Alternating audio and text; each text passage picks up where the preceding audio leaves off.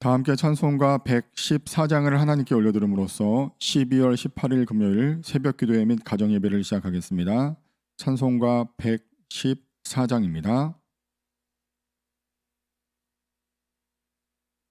그 어린 주 예수 늘 자리 없어 그 귀하신 몸이 구유에 있네. 저 하늘의 별들 반짝이는데 그 어린 주 예수 골 위에 자네. 저 육축 소리에 아기 잠 깨나 그 순하신 예수 우시지 않네. 귀하신 예수를 나 사랑하니 새날이 밝도록 함께 하소서. 주 예수 내 곁에 가까이 계셔 그 한없는 사랑 늘 베푸시고 온 세상 악기들 다 품어주사 주 품 안에 안겨 살게 하소서.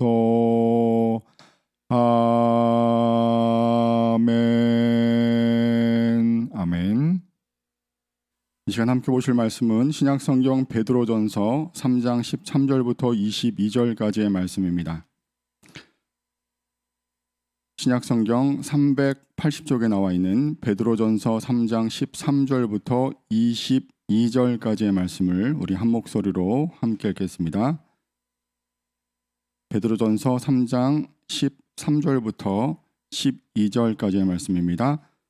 또 너희가 열심으로 선을 행하면 누가 너희를 해하리요. 그러나 의를 위하여 고난을 받으면 오게 자니 그들이 두려워하는 것을 두려워하지 말며 근심하지 말고 너희 마음에 그리스도를 주로 삼아 거룩하게 하고 너희 속에 있는 소망에 관한 이유를 묻는 자에게는 대답할 것을 항상 준비하되 온유와 두려움으로 하고 선한 양심을 가지라.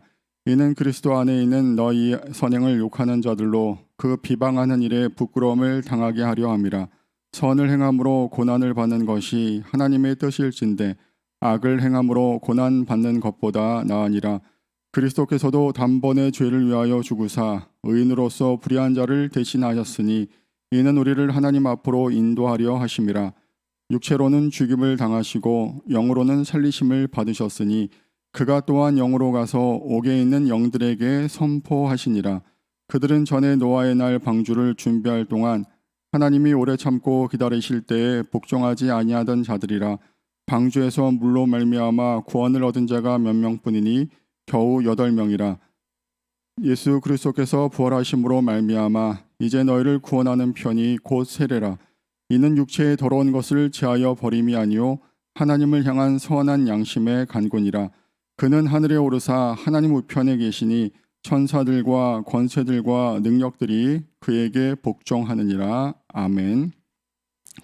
억울한 고난의 때가 복음 전할 기회입니다 라는 제목으로 함께 말씀 나누도록 하겠습니다. 오늘 본문은 어제에 이어서 베드로전서 3장의 마지막 부분을 함께 우리가 살펴보고 있습니다. 여러분 베드로전서 우리가 시작할 때 말씀을 함께 들었지만 이 베드로전서를 듣는 수신인은 지금의 터키 북부 지역에 살았던 디아스포라 유대인들과 또 이방인 신자들이었습니다. 잘 아시다시피 이들은 외부적인 핍박 속에서 고난을 당하고 있었습니다. 그래서 베드로는 하나님의 거룩한 성도로서 그들이 그 고난 중에서 어떻게 믿는 백성의 정체성을 지키고 또 믿음을 지키며 살아갈 것인지 전체를 통하여 계속 격려하고 또 권면하고 있는 것을 우리가 함께 살펴보고 있습니다. 특별히 종교 개혁을 이끌었던 마틴 루터는 이 베드로전서를 이렇게 평가했습니다. 신약 성서 중에서 가장 고상하고 올바르고 순수한 복음이다.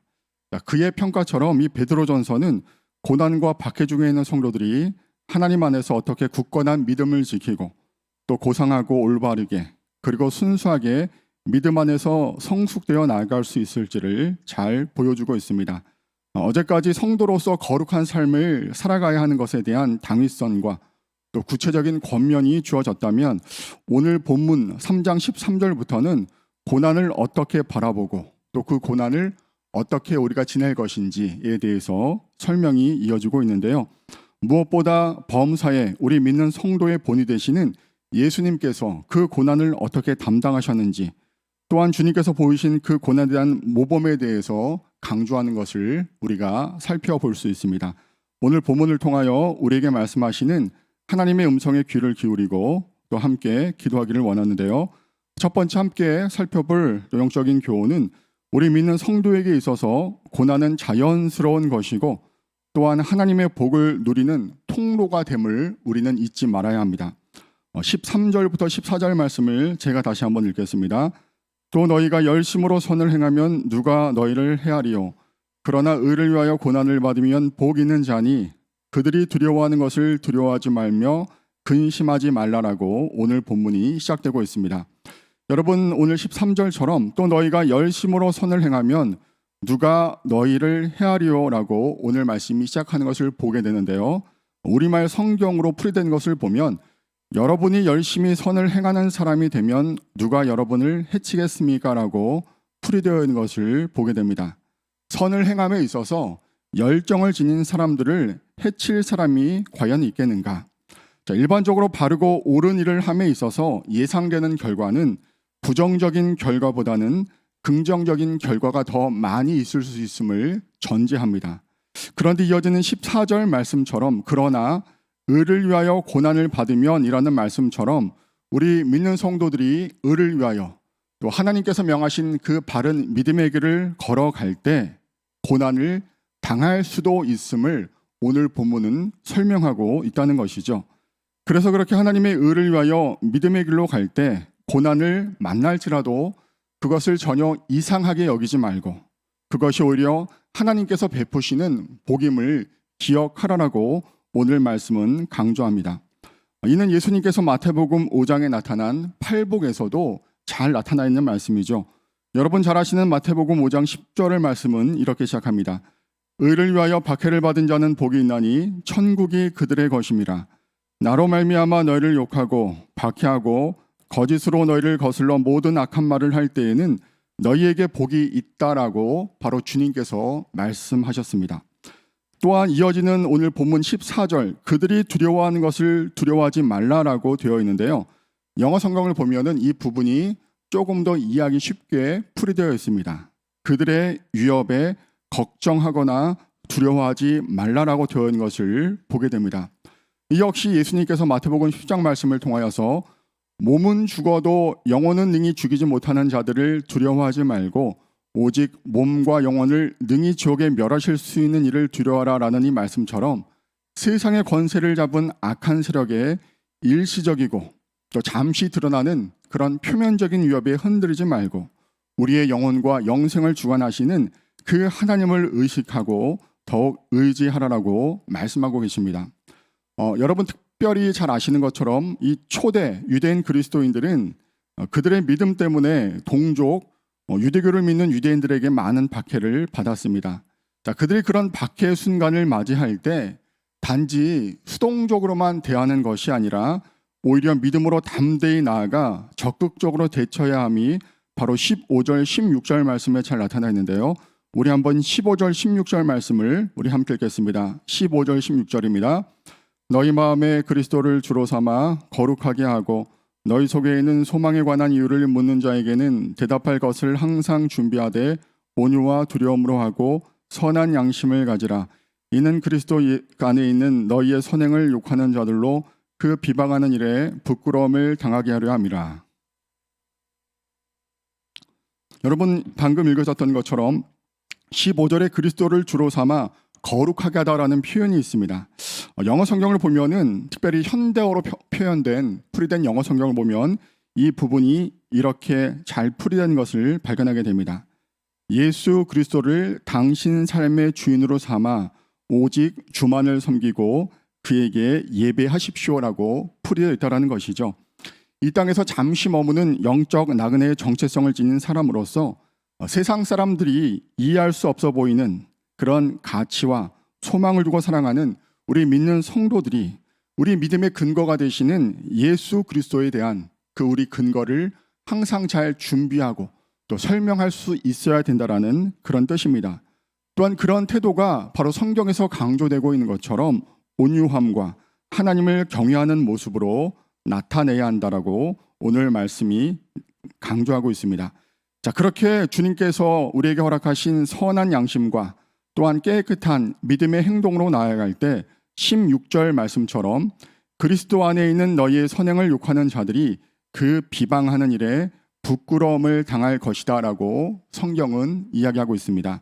이 말씀은 특별히 앞선 베드로전서 2장 12절 말씀, 너희가 이방인 중에서 행실을 선하게 가져 너희를 악행한다고 비방하는 자들로 하여금 너희 선한 일을 보고 오시는 날에 하나님께 영광을 돌리게 하려 함이라 라는 이 같은 맥락의 말씀이 바로 올곧은 믿음의 길을 걸어가는 묵묵히 그 고난을 감내하는 우리의 모습을 통하여서 하나님께 영광이 되고 또 우리를 비방하는 그런 세상 사람들이 부끄러움을 느끼게 될 것이라고 성경은 이야기하고 있습니다.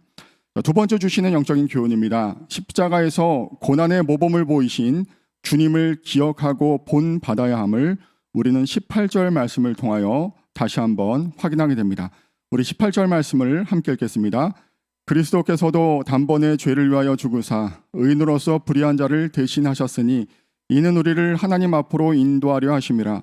육체로는 죽임을 당하시고 영으로는 살리심을 받으셨으니 우리가 어떤 것을 귀로 듣고 눈으로 본 것과 실제 그런 상황에 처해졌을 때 자신이 보고 들은 대로 직접 행하는 것은 큰 차이가 있습니다. 사도 베드로의 권면은 이 말씀을 듣는 많은 성도들 가운데 특별히 박해를 받을 때 많은 그런 반응을 이끌어냈을 것입니다. 어떤 의미에서 내가 왜 주님의 길을, 믿음의 길을 걸어가는데 왜 억울한 이 고난이 나에게 나타났을까 의심하고 받아들이기 어려운 그런 많은 성도들도 있었을 것입니다. 특별히 17절 말씀, 선을 행함으로 고난을 받는 것이 하나님의 뜻일진데 악을 행함으로 고난을 받는 것보다 나으니라는 이 말씀이 누군가에는 위로와 소망이 될 수 있었겠지만 하지만 반대로 선을 행하고도 고난이 올 바에야 차라리 악을 행함으로 내 성질대로 내 정욕대로 하고 싶은 것 다 하고 차라리 벌을 받는 것이 고난을 받는 것이 낫겠다라고 생각하면서 현실에 타협하고 또 믿음의 길에서 돌아서는 배교하는 사람들도 분명히 있었을 것입니다. 자, 그런 모든 상황 가운데에서 바로 사도 베드로는 예수님을 통해 고난의 본을 받으라고 이야기하고 있습니다. 18절 말씀, 우리가 읽었던 18절 말씀을 보시면 예수님께서 의인으로서 불의한 자를 위해 죄를 위하여 십자가에서 고난을 당하셨다. 바로 이 모습을 본받으라라고 강조합니다. 그런 십자가에서의 고난을 통하여 우리를 하나님 앞으로 인도하여 이제는 하나님의 원수가 아닌 하나님의 자녀로 서게 하신 그 예수님의 고난을 우리가 바라보아야 한다라고 강조하고 있는 것이죠.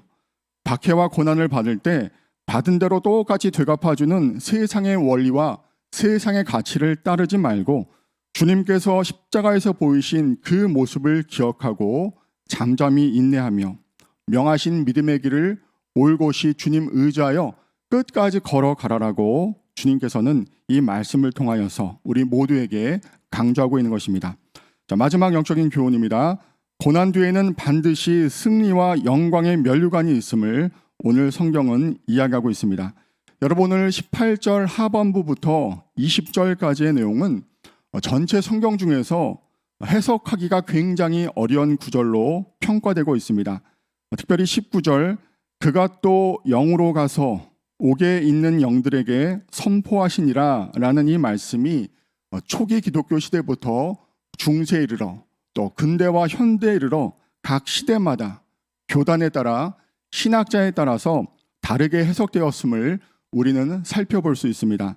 대표적인 몇 가지 해석을 말씀드리면은 먼저 예수 그리스도께서 노아의 시대에 살았던 죄에 매여 있는 자들에게 바로 노아를 통해 복음을 전하셨다라고 이해하는 것입니다.